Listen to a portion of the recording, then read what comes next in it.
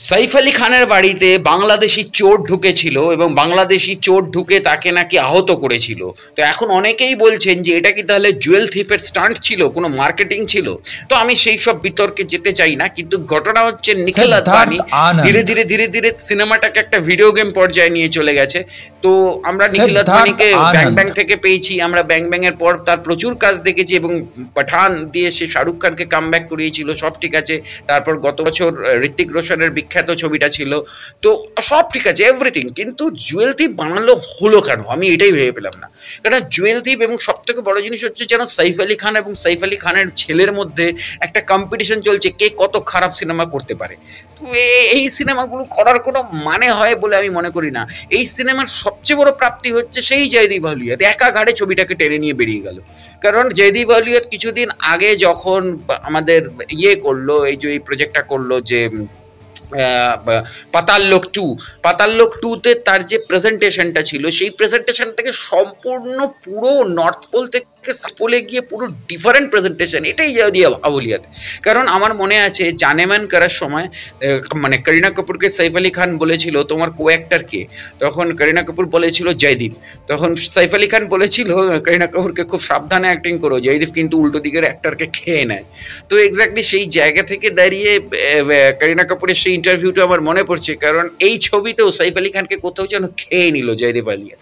Simple একটা গল্প যে একটা 500 কোটি টাকার একটা হিরেকে চুরি করতে হবে, এইসব গল্প আমরা দেখেছি 1980-র দশকে অমিতাভ বচ্চন সেই কোমরে হাত দিয়ে এলো, বা তারও আগে 70-এর দশকে দেবানন্দের বিখ্যাত জুয়েল থিপ নামেই সিনেমা ছিল।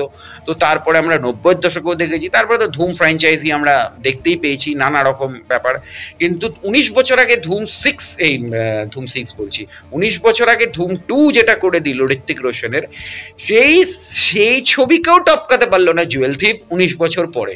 এই 2025-এ দাঁড়িয়ে 2006-তে দাঁড়িয়ে আজও ধুম 2 কোথাও দেখলে মনে হয় যেন কালকে রিলিজ করেছে ছবিটা। কারণ ধুম 2 এর প্রথম সিনটাকে এত সুন্দরভাবে ডিজাইন করা হয়েছিল, এবং সেইখানে দাঁড়িয়ে এই 2025-এ দাঁড়িয়ে জুয়েল থিপ দেখতে গিয়ে কেমন একটা হাস্যাস্পদ জায়গায় লাগলো।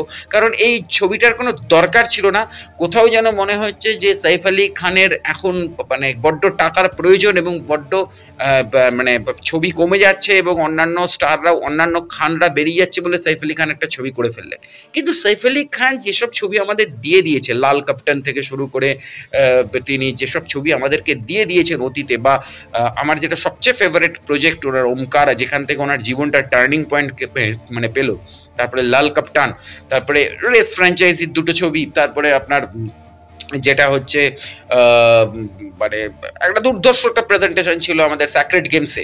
তো এক্স্যাক্টলি এত কিছু সুন্দর সুন্দর ছবি করার পরে এই বয়সে দাঁড়িয়ে এসে জুয়েল দ্বীপের মতন ছবি, যেখানে কোনো ক্যারেক্টার ডেভেলপমেন্ট হয়নি, যেখানে কোনো গল্পের প্রেজেন্টেশনটা ঠিক মতন ছিল না, গল্পের ডিটেলিংসটা ঠিক মতন ছিল না, শুধুমাত্র একটা অদ্ভুত মানে রাজেন, রোহিত আর কুণাল কাপুর। হ্যাঁ, কুণাল কাপুরকে অনেকদিন পর পেয়ে ভালো লাগছে, প্রায় 19 বছর পরেই কুণাল কাপুর মানে ফিরলো।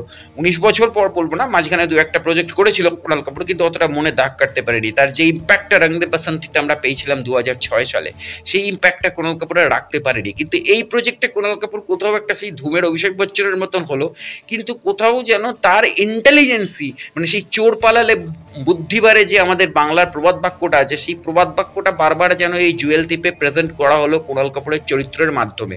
তো এক্স্যাক্টলি সেই জায়গা থেকে দাঁড়িয়ে জুয়েল থিপ আপনি দেখতেই পারেন, কারণ মানে নেটফ্লিক্সে চলছে, এবং সেই জায়গা থেকে দাঁড়িয়ে কোথাও এবার মনে হচ্ছে যে নেটফ্লিক্স মাঝে মাঝে মানে খাকি দ্য বেঙ্গল চ্যাপ্টারের মতন প্রজেক্ট করার পাশাপাশি নেটফ্লিক্স দ্য মানে মাঝে মাঝে একটুখানি মানে ছবিকেও ভুলভাল ছবিকেও মানে কিনে নিচ্ছে, মানে যেহেতু শো তো চালাতে হবে, কারণ অ্যামাজন প্রাইমের সাথে একটা মানে কম্পিটিশন চলছে। তো এক্স্যাক্টলি সেই জায়গা থেকে দাঁড়িয়ে আমি এই ছবিটা দেখতেও না করবো না, দেখতে বলবো না। তবে হ্যাঁ, এই ছবির সবচেয়ে বড় প্রাপ্তি বরাবরের মতন জয়দীপ আহলুয়াদ কখনোই আমাদেরকে বিমর্ষ করেনি, একা ঘাড়ে ছবি টেনেছে, এবং ছবির শেষ অবধি টানটান উত্তেজনাটা জয়দীপ আহলুয়াদের জন্য আপনি দেখতে পাবেন। এবং সবচেয়ে বড় জিনিস হচ্ছে জয়দীপ আহলুয়াদের নাচ এইখানে। তো মানে পুরো পাতাল লোক, মানে এই বছরই পাতাল লোক 2 এর জয়দীপ আহলুয়াদ আর জুয়েল থিপের জয়দীপ আহলুয়াদ দুটোকে মেলাতে পারবেন না। আর এইটাই হচ্ছে ভার্সাটিল অ্যাক্টরের সবচেয়ে বড় খেলা। হ্যাঁ, অবশ্যই লাল কাপ্তানের সাইফ আলী খান আর জুয়েল থিপের সাইফ আলী খানকেও মেলাতে পারবেন না। তো এই যে দুজন বিজ্ঞ অভিনেতাকে মুখোমুখি করানো হয়েছে, এটার জন্য নিখিল আদবানিকে স্যালুট। এবং এটার জন্য আপনি জুয়েল থিপ দেখতেই পারেন, দুই বিখ্যাত অভিনেতা মুখোমুখি হয়েছে এবং মুখোমুখি দুর্ধর্ষ পারফর্ম করেছে। ঠিক আছে, অবশ্যই জুড়ে থাকুন আমার চ্যানেল এবং পেজের সাথে। দেখা হচ্ছে পরের ভিডিওতে। নমস্কার।